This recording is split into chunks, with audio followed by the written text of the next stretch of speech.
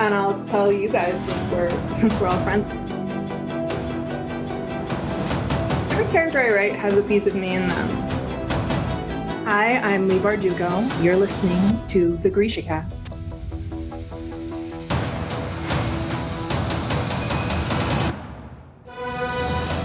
Welcome to GrishaCast, episode 113. In this episode, we will be discussing the short story Little Knife from the Language of Thorns. This is your host, Eric. And I'm Terry. From Nashville, Tennessee, this is your podcast for all things Grishaverse. A world created by our very own executioner, Lee Bardugo. Moi Saviani casters. Yo, yo, yo.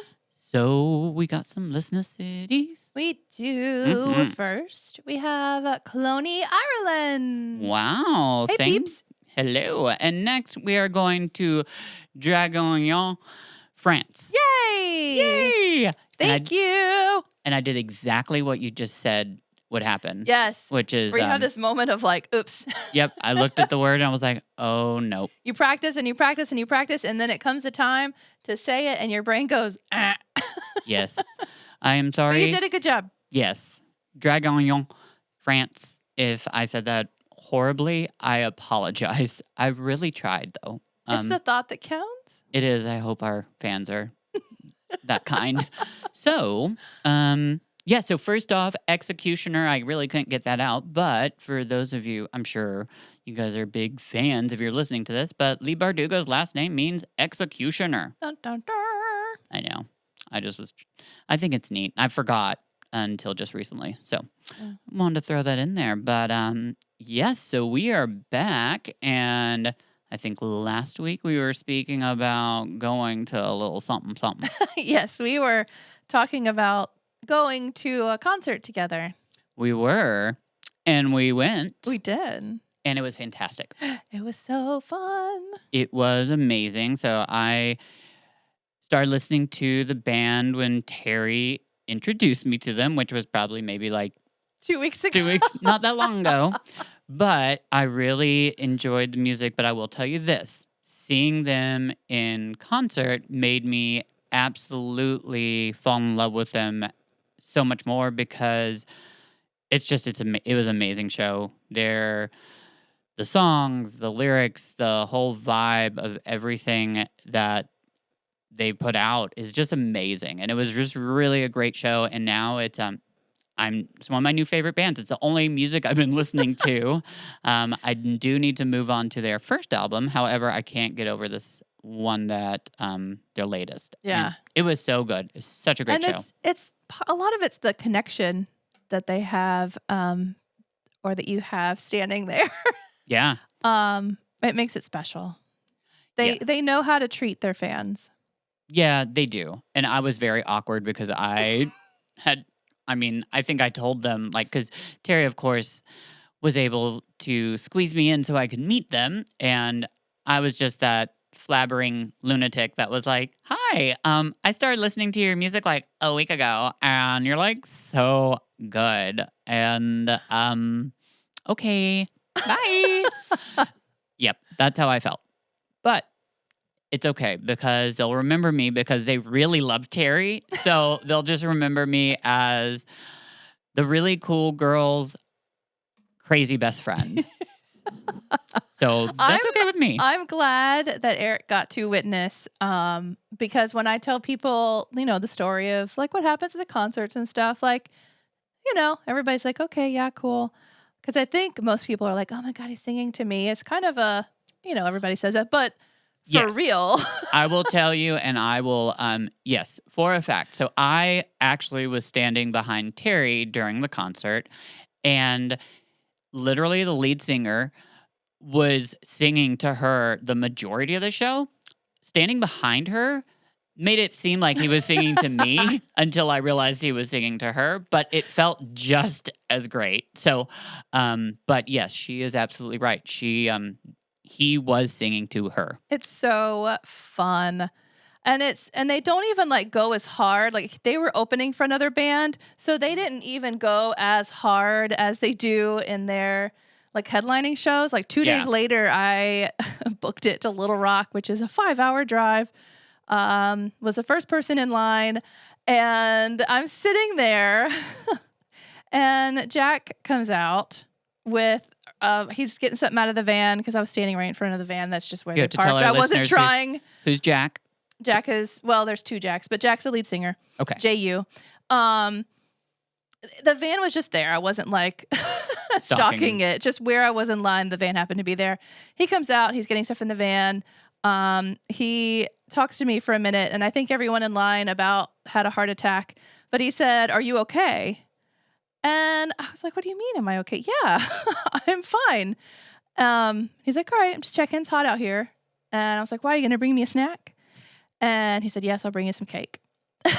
So he goes inside and he comes back, but he comes back with this big armful of bottled waters. And he's like, "I don't have cake, but you need water." So I thought that was really, really sweet of him. And then the show was awesome. We're like vibing together. And then the very last song, he is basically on top of me singing the song. I wish there was better video of all of this, but you can see me in one video. I was like, "Please send me that video where you can see me grab his arm and pull him up." But he jumped down in front of me, put his arm around me so we wouldn't get separated, and put the mic in between us, and we got to scream the words together. And then he was still grabbing my arm, but he was kind of moving around, and I think he was like really vibing, and I got the feeling like he wanted to mosh. So I pushed him as hard as I could into somebody else. And that, my friends, started the first mosh pit I have been in since Yes. Just a very long time. So I have cuts and bruises, and but it was fun and it was worth it. And yeah, it puts me in such a good mood. Like, not moshing, but them, the band. But just like vibing and enjoying an art form. It's gotten me out of a funk lately. Like, I was in a funk, and it's really helped a lot. I agree. Concerts, it did me. I was like, it was the first concert I'd been to since COVID, and it was awesome. So it was good on so many different levels, but I just had the best time, and they were amazing. And I got their vinyl, and then was able to actually get all of them to sign it. And I'm really excited. I haven't listened to the vinyl yet because I really want one. I need Chris to help me because I don't want to screw it up. It's so fun on vinyl. I can't wait to listen to it. I can't wait to let Chris hear Haunted. I think he's going to really love that song because it's beautiful. J.U. sang it literally all by himself. Like, the whole band left the stage and he just stood up there. But, oh my gosh. It was the most beautiful thing. Well, it was fantastic. So for those of you listeners out there wondering how it went, I think maybe our 8-minute explanation should give you a good tip. It was fun. It was awesome. You know how we can geek out on things. So. Absolutely. So we're geeking out. We sure are. And you deserved it. And I'm glad you had such an amazing experience too. Yes. And they're on Europe for the rest of the tour now. So we're done traveling with them, unfortunately. Yeah, but they'll be back. They'll have new albums, and it'll be so much. And so many more fans. Yes. The woman next to me at the show you went to, she leaned over and she was like, "How old is the lead singer?" Yeah, he's like. And I leaned over and I was like, "He's like 30. And so she turned around. She got excited and she turned to her friend and she's like, "He's 30. It's okay." That's awesome. Aw. So I think they got more fans on this tour. Oh, for sure. I mean, I can't imagine that anybody in that room that heard them for the first time didn't leave becoming a fan. At the headlining show, it was packed. It was almost sold out, and everyone is screaming the words, singing along. And there were times when they all just stopped singing and they were just playing, and you could see the tears like welling up, and they would look at each other like, that's awesome. Like, dang, like they felt the love. And afterwards at JC, I went up to him and I was like, "I saw you get a little emotional." And he was like, "I couldn't hide it." So they deserve it. They're a great, humble, sweet, talented group of guys that are like my little cousins. I told them their gay older cousin was rooting for them in Europe, Aw. and yeah. Well, they will come back and it'll be amazing and we'll be there. Yes.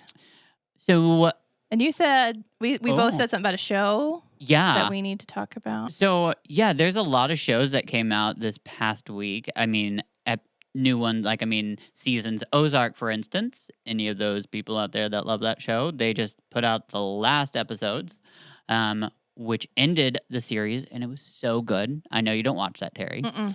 But have you ever tried it? Not really. I need to. I just It's haven't. really good. I haven't found the time to like insert it in my schedule, but It's a good one. but it's definitely on my list of things I need to go back and watch. It's a good show. It's it's incredible. Anyways, another show that I've been enjoying, my lovely friend Carmita introduced me. It's called P-Valley, and it is so fun. That's why that was on my Amazon account. Yes. I was like, I don't remember. Oh, girl, I'm watching it. It's fantastic. I love it. However, if any kid, this is not a show you need kids in the room. Like, that would be bad. It's but it's so good. It's about pretty much a strip club, and it's owned by the most phenomenal gay man I've ever seen on TV. The So does character is great. the P stand for what we're thinking of? Yep, Okay. it does. Okay. It sure does. Oh, but the gay man that owns the strip club is incredible. I think I'm also watching the show just because I can't wait to see the next scene he's in and what he's wearing. He Oh, goes okay. all out, like, I mean, with the wigs but it's so great. It's fantastic. It's a really good show. And by the way, like, I love that it's showing the world that, strippers are incredibly talented Mhm. women, and I wish I could do the things that they do on those poles. There's no way. Like, that is a workout. It is. Oh my God. I dated a stripper back in the day. Yeah, I hate, like, it's such a, like, I don't know. I love that art form. I think it's a beautiful There's art form. actually like workouts. Yeah, I've seen, I've heard of that. I just know that I'd go flying across. I would just fall. I couldn't do it. But I you would need just to fall. watch the show because there's some things that I've never seen done on a pole Okay. before. Where, like, I mean, they had 3 girls on one at one point, like, that were like, yeah, it was really crazy, like gymnast stuff. Like, Cool. dang. So, what show you got, girl? Well, What are you watching? we were talking about Heart. Stopper. Stopper. Yes. So that's a show kids can watch. Oh, It's super cute. need to watch. It's on Netflix. It's a super cute, like, coming of age queer story, and I think Yes. everybody should watch it. There's nothing like vulgar in Nope. it. There's no cursing, there's no sex, there's no violence. It's just this really cute high school story with a bunch of queer stories in it, and it's done really well. It is. And we need more of that. We do. And Chris watched it with me. Aw. And Chris usually doesn't like those kind of shows, but, like, it was so good because, like, and it kind of, I teared up just because I think it's amazing that kids have this to watch. Yes. I wish I did, but I mean, it's whatever. I just, like, it's such an amazing world that I think our queer kids and children are being able to live in. I know that things are not exactly perfect right now, but they are better than where they were. And I definitely feel like, we went through that and that was not easy. However, like, I mean, it's all that hard work and all that, like, the lives that were lost and whatever is for this reason exactly. Like, Yeah. because now it's on like, I mean, I just remember back in the day when they would, what song was it? I can't remember if it was the Melissa Etheridge song or not, but before it played, there'd be this little censor that would be like, the next 2 minutes and 30 seconds, we're going to be playing a song that might be inappropriate for younger audiences. And it's, like, on the radio. And Yeah. thank God that's not going on anymore. Right. That was the censored world we lived in, where Yeah.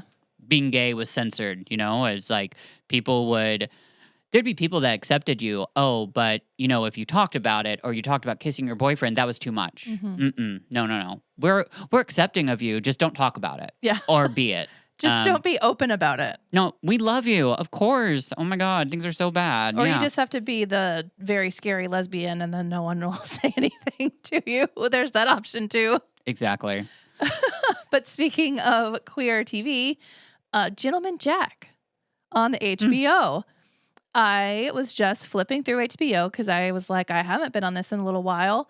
And I was going to flip off. And then Were you? I was. Okay. And then it kind of caught my eye. So I watched the little like trailer thing for it. It's a period show.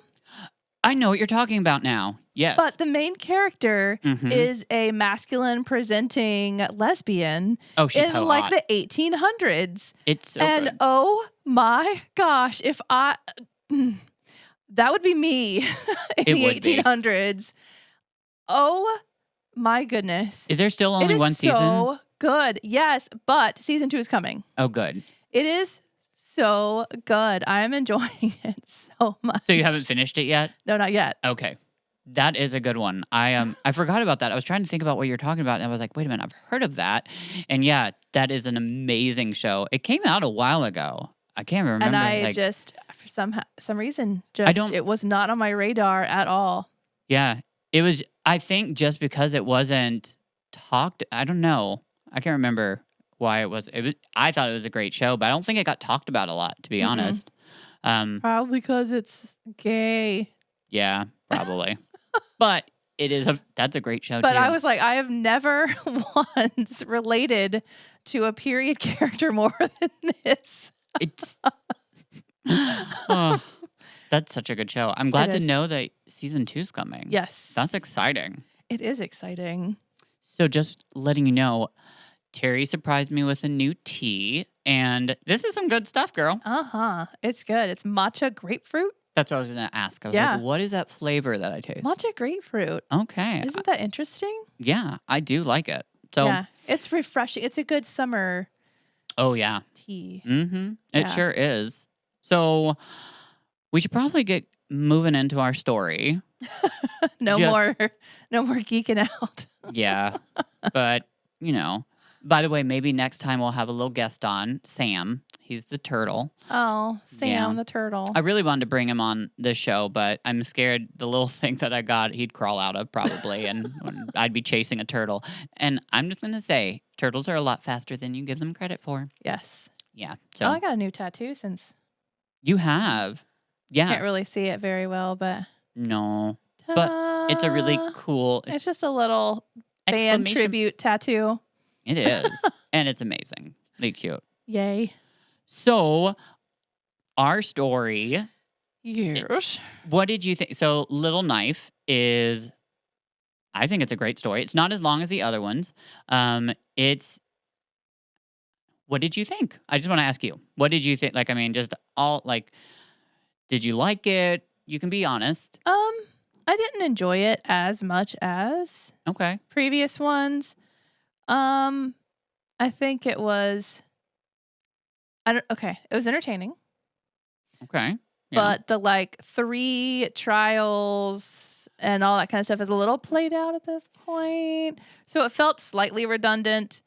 I mean, there were great parts in there. Right. There's parts towards the end where I audibly was like, "Oh." Yeah. But no. Okay. It was all right. Well, so it was placed nicely in the middle of the book. That's where it belongs. It's it's like because it's not like a spectacular opening or like a great ending. It's like, okay, we're a story. So I thought it's a very interesting story. And if you're listening, then I'm just expecting that you've read it. So, there's gonna be spoilers right now. Because we're gonna probably go back and forth. It reminded me a little bit in the beginning, Sleeping Beauty, and then the tower, the window that she looks out of, Rapunzel. So those are some vibes I kind of got, just letting you know.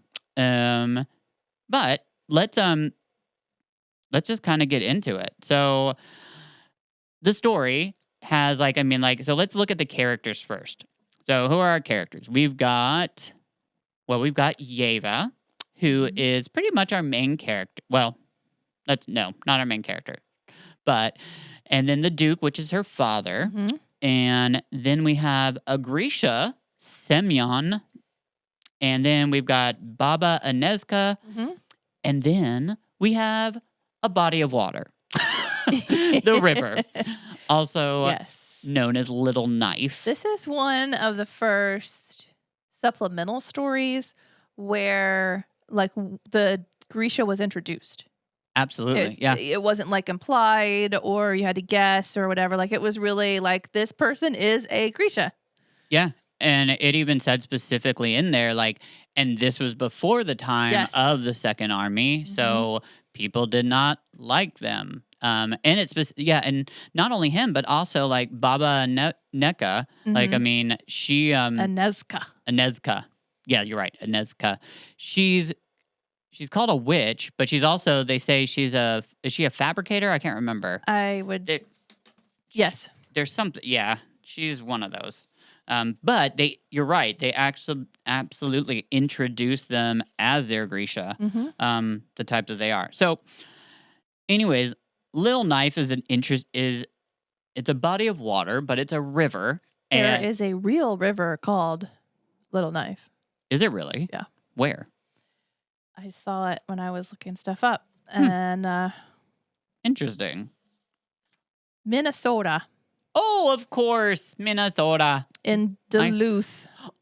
Duluth. I've even been there. Little Knife River. Oh, wow. Quirky Nordic.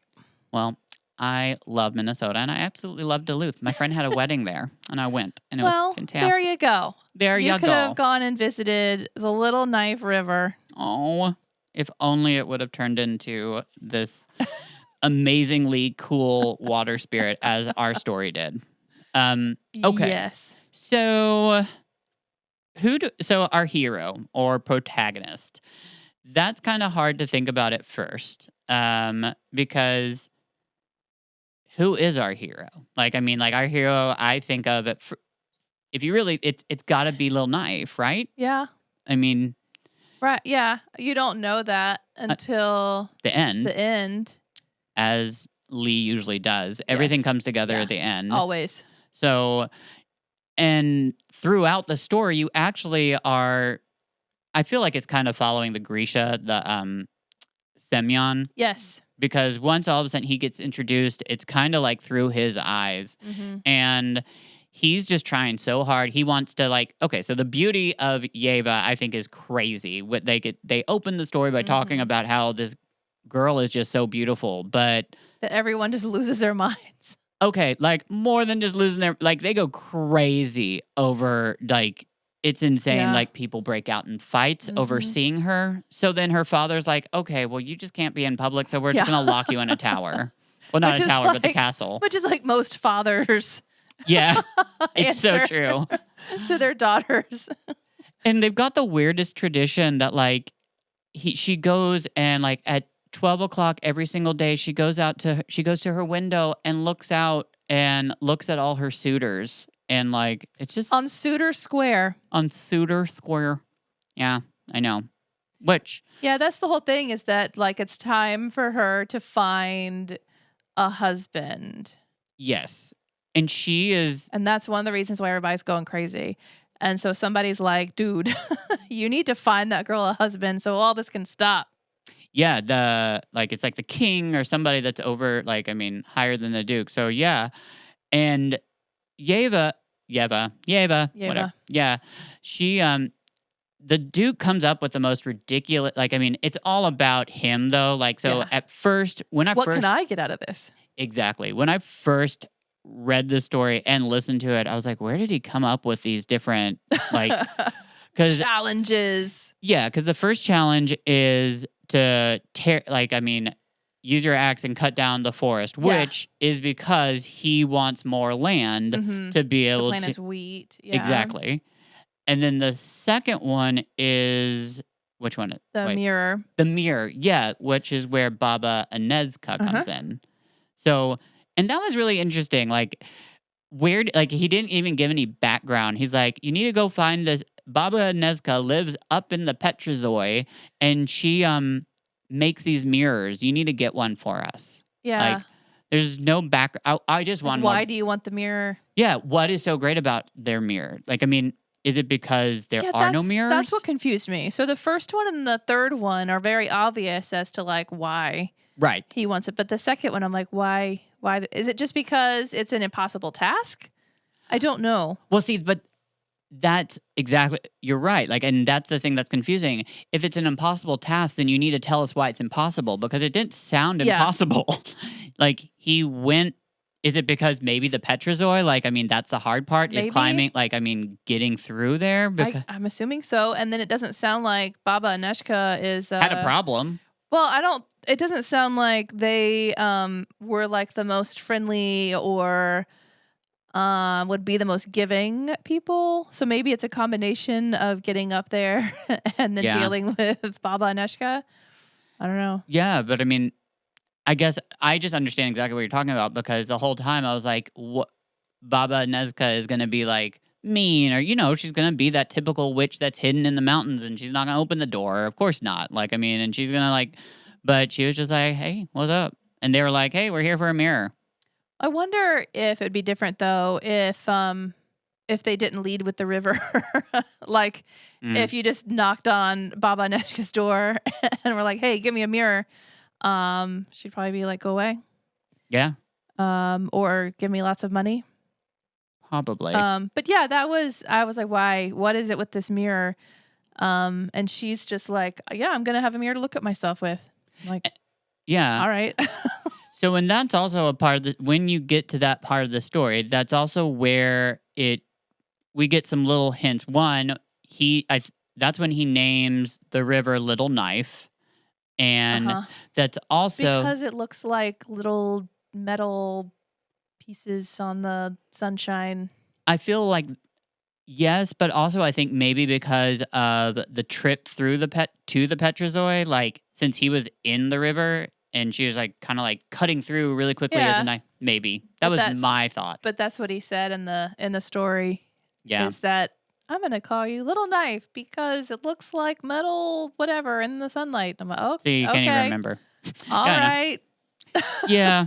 So, and then Baba Nezka also, when she's giving the mirror to him, she says, "This is for the river, by the way." Mm-hmm. Yeah. And Baba Aneshka is like, she knows what's up. Exactly. And he's like, okay, pretty much, and whatever, and then goes off and gives them the mirror. I'm thinking also maybe, like, the reason the Duke says to go get the mirror is because he wants his daughter to be able to gaze upon her beauty. Maybe they don't have mirrors. Maybe that's like a thing that's not easy to come by. Maybe. So maybe she has no clue how strikingly gorgeous and deadly her looks can be. Anyways, it's a theory. So, on to what's the third task? The third one was, to get that crazy coin. The coin that every time you spend it, you get twice as much back. Yep, and it's been buried beneath Ravka forever. Ever. It was part of the making at the heart of the world. Yeah. It's the coin, and now you can find the Darkling. Yeah. So, I thought this was interesting because when he doesn't do anything like at all for this, like, I mean, he's just like, I need this coin until the little river, the little knife, lower. The little river, until the knife, until Little Knife gets too tired, and then he takes the axe and starts like hacking at the dam, and then the dam breaks. Yeah, that's right. So that's all he's done, basically. Correct. But he also did it in like a really rude way. He was like, he said something that was just like, if you can't get this for me, what use are you for me? Yeah. Like, I mean, and it's like, dang. Yeah, he got real greedy. Like, you haven't gotten anything. Like, first off, let's remember your place, man. You Poe. Yeah. Nobody like you because you're a Grisha. And now I'm just winning all these trophies for you. And this thing is doing all the work for you. Yeah. Well, exactly. So that takes us to the very end of the story, which I just think is where all the craziness, we find out everything. One, Little Knife all of a sudden is actually like, it talks to everybody besides just like him, and because it doesn't give them the coin, it keeps the coin. And it's like, we have to remember, this is also the time where Yeva pretty much is about to be married off to somebody. Yeah, whoever got all these things. Because that's the grand prize, is we're just going to give you our, like, and that's, I cringe when I read those parts because it always just makes me like so sad. Like, God, girls that have to feel that. And she's, by the way, every single time her father has like said, this is the task, when she got alone with him, she asked, what is the purpose of this? And like her questions never, ever, ever got heard. That's a running theme in a lot of Lee's little stories here, are like the women that don't get listened to. What was the other one? It was the monster in the wood thing, the demon in the wood, where she's like, I just want someone to listen to me. So that is one of the differences in this and like traditional fairy tales, is that in traditional fairy tales, it is so the opposite, anti-feministic. But in these stories, there's still that like fairy tale-esque quality to it. But the daughter actually gets a voice in this one. You know, she's actually like, why are we doing this? Am I actually going to have a good man after this? So that is a little... It's neat. It's different than most. And this specific story like really takes us on the journey of her. Like it ends up being like, I mean, you thought the plot was all along like this, but really then we all of a sudden know it ends with like Little Knife saying, well, I'm the one that did all these tasks, so I deserve Yeva. And that actually works out. Yeva jumps into the river, goes off, and however, like, I mean, the town then dies, and so that's the end of the story. But Yeva is happy she's buried to the river. But the river is. Exactly. So hold up. I thought this was amazing, and this is also where we're going to look at the picture in just a second. But there is a quote where I don't know, like, this is my theory, because it's not an absolute, like, this has to be it. But I think that Little Knife is a woman, and that Yeva married the water spirit. And by the way, the name I forgot is, hold on, it's right down here. I got it somewhere. Difficult. I know, I'm very difficult. No, I mean the... Oh. Isaneve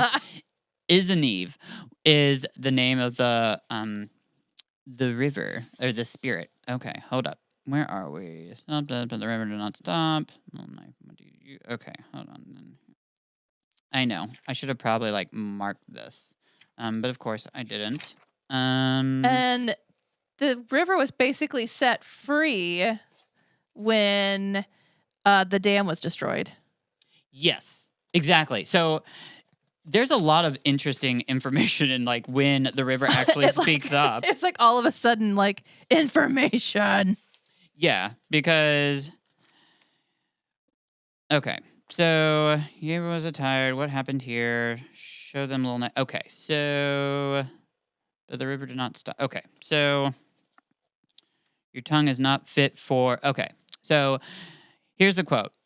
When the river starts talking, your tongue is not fit for my true name, the river boomed. I was once a spirit of the Isanve, the great North Sea, and I roamed these lands freely. Pause real quickly, because if you look at your maps, peeps, of the Grishaverse, that actually is an ocean that is right above Fjorda. And, like, that's really cool. So, going on, tumbling down through Fjorda to the rocky coast and back again. Then, by unhappy accident, my spirit was trapped here, bound by this dam, free to run but doomed to return, forced to keep that cursed wheel spinning in endless service to this miserable hamlet. Now the dam is no more. Your greed and the prince's axe have seen to that. End quote. So it's interesting because all of a sudden, like, I mean, it comes together. I keep on calling Isenvi or Lil Knife has really been like just going on this like hates the dam, and it's just a water spirit.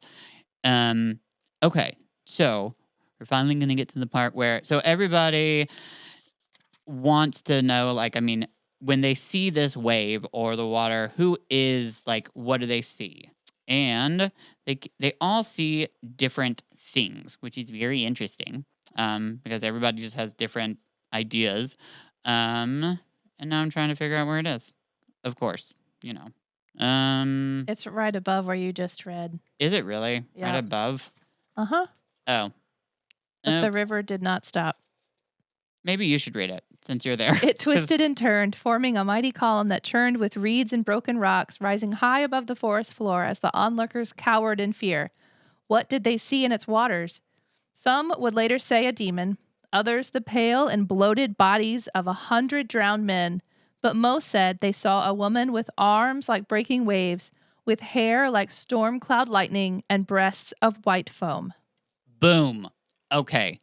So my theory is absolutely, like, I just feel like since the majority of the people saw this woman, that that it's a woman. So let's real quickly now go to the picture that's at the end, which is gorgeous. It is so beautiful. There's actually two pictures. This is the very end picture. But if you look at, I see a woman. I absolutely see a woman. Like, the water, the wave that is like touch, and I think you even see a breast, don't you? Mm-hmm. I see it. I could see how people might just think it's a man if you didn't consider the top part her hair, but it is. Like, so I think it's really cool. I think Lee wrote a wonderful, cute lesbian fairy tale. Yes, but The main. if you go back a page, my very favorite quote in the whole entire thing starts off with, "She lived in happy solitude and grew old and never worried when her beauty faded, for in her reflection, she always saw a free woman." I love that so much. It's a beautiful ending to a story, and it's gorgeous. I think this is like it's very, of course, I think all Lee's writing is very beautiful, but that is a beautiful quote. And just to have a story about that too, about a woman's freedom and the right to choose and to make her own decisions. And it's just, I think it's gorgeous. Yeah, so that's like my favorite quote so far in the whole thing. Like, it wasn't necessarily my favorite story yet, but like that quote, just that's magical. It is.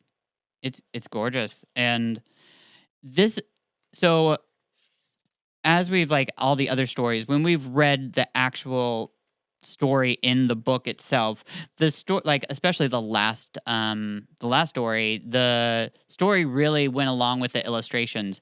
This one, it does, but it's not really, like, the only thing that keeps adding to it is just, like, it's more of an outline. I think the true, like, beauty of the illustration in this story is actually seeing the, like, end picture, because it just all comes together. Yeah, it's just like, it's waves until it hits the axe and the mirror. Yep. Yeah. And the last picture, the very end picture that we just looked at, I think is gorgeous. Yeah. Just, it's beautiful. And it's a really neat way to have a fairy tale, I mean, Lee really took a spin on this one, because, one, you don't see that coming at all. And she didn't marry the prince. No. The prince, and I love this too, the prince never even said a word. Do you realize we never heard the prince say anything? Yeah. He's just there. He's grumpy. Yep. He does say something. I mean, it's not a direct quote, but when he begged relief from the king, the prince suggested that his father set 3 tasks and that the price for failure is the duke's head. Oh. So it's not like a direct quote, but he does. He speaks, says some, I love that Lee didn't give him a voice in the story, though. I think it's neat, and I love that the daughter wasn't like married off. yeah, And I love that it shows that she keeps trying to her father is like just shutting her up. Because every single time she asks, well, what's this going to get? And like no one hears her. And then she says something also when to Little Knife, like, I can't remember. It's like, there's a part where and of course it says, and no one heard her say it, like, but it's beautiful. She ended up marrying. And so, let's see, friends in it. Yeah, we already covered it. Yeva and Baba Nezca, I think, is a friend. And then we already talked about the happily ever after. So I think definitely a very happily ever after. Yes. Being a free woman is yes, very happy. So I think it's really cool. And then I don't know if this ties in with this at all, but this is something that, I look for Easter eggs in everything. Back in the Lives of Saints book in Sancta Magda, there is this quote, and I'm just gonna, maybe it's not, isn't Little Knife, but maybe it is. So here's the quote. 2 sisters were accused of making dark bargains with creatures from the other side. The cold woman who lives at the bottom of the river, the shadow man who is found behind doors. End quote. I wonder if that cold woman who lives at the bottom of the river might be Little Knife. I don't know. I just think that that's a very specific, like, I don't know, maybe. Who knows? Yeah, who knows? I will think so. But, okay, well, that was a fantastic story. I thought it was a fun discussion. Yes, it was a fun discussion. Absolutely. So, hope you all enjoyed. And we do not have any GrishaCast news, so Chris doesn't need to yell in my ear that we don't have any news. It's okay. I got you, baby. It looked like he had you. Oh, aw.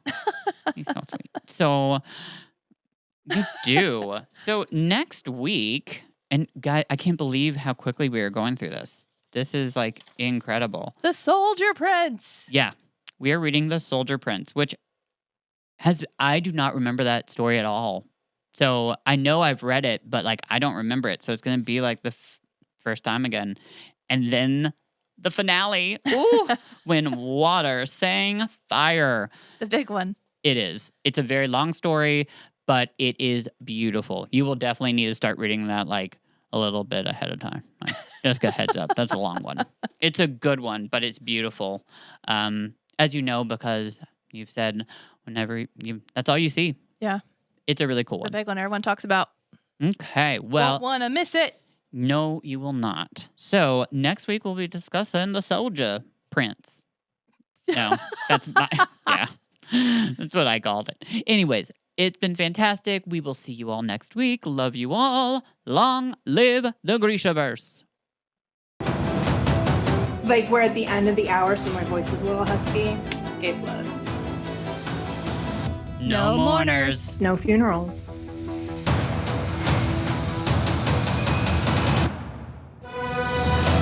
This has been GrishaCast. Connect with us on the web at GrishaCast.com. Send an email to info@GrishaCast.com. Follow us on Instagram, Twitter, Facebook, YouTube, and TikTok at GrishaCast. And thank you to our staff, Chris, Alex, Michelle, Sid, and Chloe.